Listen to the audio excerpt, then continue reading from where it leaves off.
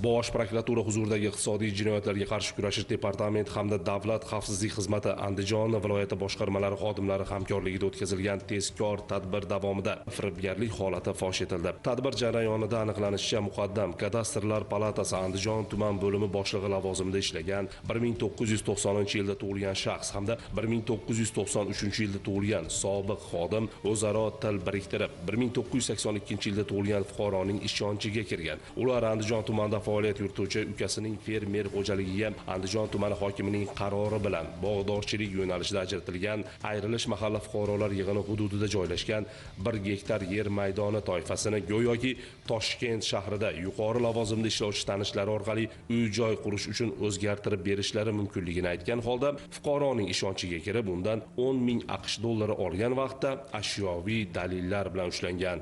Hozirda mazkur holat yuzasidan O'zbekiston Respublikasi Jinoyat kodeksining tegishli moddalari bilan jinoyat ishi qo'zg'atilib, tergov harakatlari olib borilmoqda.